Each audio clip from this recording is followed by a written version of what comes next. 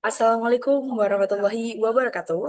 Perkenalkan, nama saya Alfi Fauzia dari NIM 192231002. Di sini saya akan melaporkan hasil dari review jurnal dengan topik kaitan metode infant in young child feeding atau ICF dengan breastfeed. Di mana di sini saya menggunakan 4 jurnal untuk membandingkan di antaranya terkait bagaimana hubungan antara kedua hal ini begitu. Nah, sebelumnya kita harus mengetahui dulu, kira-kira mengapa IHF ini sangat penting? IHF merupakan sebuah strategi dari WHO yang mencakup adanya satu, ASI eksklusif selama 6 bulan, inisiasi menyusui dini, pemberian MPASI tepat waktu, serta melanjutkan ASI hingga 2 tahun lebih. Nah, di sini ada beberapa tantangan dari IHF itu sendiri. Yang pertama, banyaknya edukasi yang masih rendah di kalangan ibu-ibu. Lalu ada juga dukungan keluarga dan tenaga kesehatan yang masih terbatas. Keragaman pangan anak masih sangat kurang. Dan di Ethiopia sendiri memiliki prevalensi gizi buruk yang sangat tinggi. Sehingga perlu adanya evaluasi praktik IHF berbasis data. Nah, selanjutnya, tujuan dari adanya review jurnal ataupun dari penelitiannya adalah yang pertama, menilai prevalensi praktik IHF sesuai standar WHO. Lalu, status gizi untuk anak usia 0 sampai 23 bulan meliputi stunting, fasting, dan underweight. Dan yang terakhir adalah identifikasi kesenjangan praktik IHF di lapangan. Nah, selanjutnya kita akan masuk pada metode penelitian yang dilakukan oleh jurnal utama kan kita, yaitu di mana untuk desainnya adalah institutional based cross-sectional, di mana berbasis fasilitas pelayanan kesehatan. Di sini untuk populasinya sendiri adalah sebanyak 216 ibu dan juga anak umur 0 sampai 23 bulan.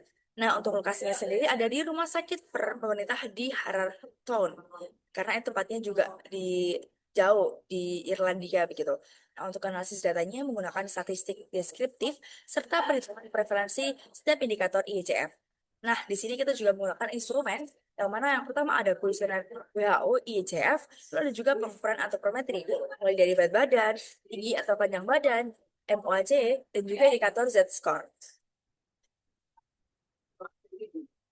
Nah, selanjutnya, kira-kira apa hasil utama dari praktik IHF ini?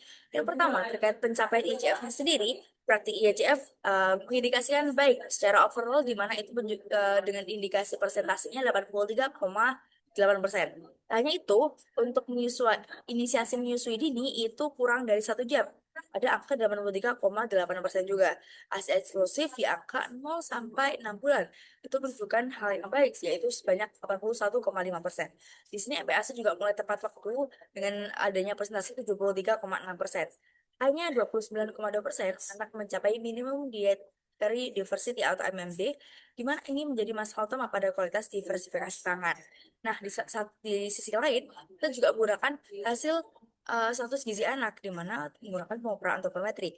Kita mendapatkan hasil untuk stunting 20,4%, fasting 13,9%, underweight sebanyak 14,4%. Gimana di sini praktek menyusui cukup baik, namun strategi gizi belum optimal. Kemungkinan dipengaruhi oleh rendahnya kualitas makan setelah juga adanya MPASI. Nah, selanjutnya kita akan mengetahui terkait bagaimana perbandingan dari jurnal satu dengan jurnal yang lain, di mana kita untuk jurnal utamanya menggunakan Darko et al. Tahun 2025 dan kefokusannya yaitu praktik IHF dan juga status gizi anak di Ethiopia. Lalu di sini untuk metodenya yaitu cross sectional, lalu untuk hasilnya di mana hasil di sini untuk ASI eksklusifnya tinggi. Namun untuk kualitas MPASI-nya masih cukup rendah. Nah, rehabilitasinya adalah perlu adanya edukasi terkait diversifikasi pangan dan juga pengetahuan gizi yang secara komprehensif. Nah, untuk jurnal kedua ada juga dari Lux et al. 2018, di mana di sini untuk fokusnya adalah efek program peningkatan IHF itu sendiri.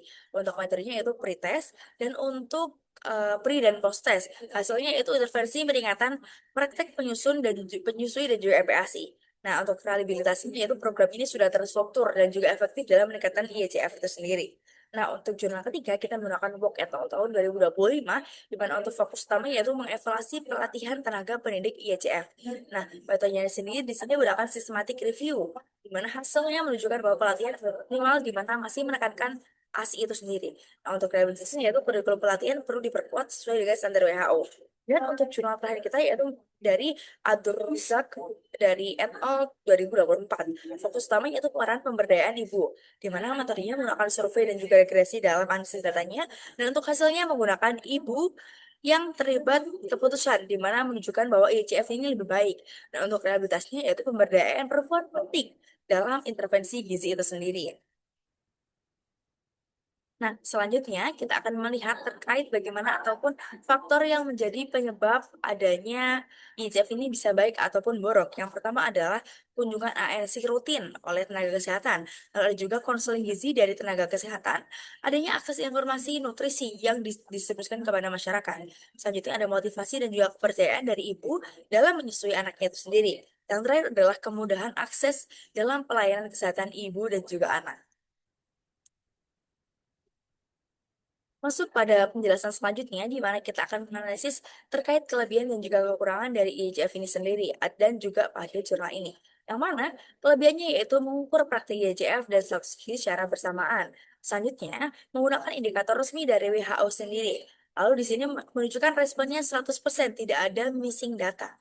Dan untuk yang terakhir adalah representatifnya wilayah penelitian, di mana ini menjadi lebih luas lagi. Dan di sini memiliki kekurangan di mana untuk metode cross sectional di sini tidak menilai hubungan sebab dan juga akibat. Lalu di sini ada juga kemungkinan recall bias, ibu mengingat praktik ijazah berdasarkan ingatan. Dan yang terakhir adalah aspek psikososial dan budaya tidak dieksplorasi secara mendalam. Nah, selanjutnya di sini dapat disimpulkan bahwa di Ethiopia menunjukkan capaian ASI inklusif yang cukup tinggi. Namun, kualitas MPASI masih kurang dan dapat mempengaruhi status gizi anak. Nah, di sini untuk bukti dari jurnal pendukung menunjukkan adanya intervensi yang terstruktur, pelatihan yang baik, serta pemberdayaan ibu yang baik. Sehingga di sini semua bukti menunjukkan bahwa meningkatkan indikator IHF dan juga kesehatan ibu dan juga anak. Mungkin demikian dari saya. Apabila ada kurang lebihnya, saya mohon maaf. Wassalamualaikum warahmatullahi wabarakatuh.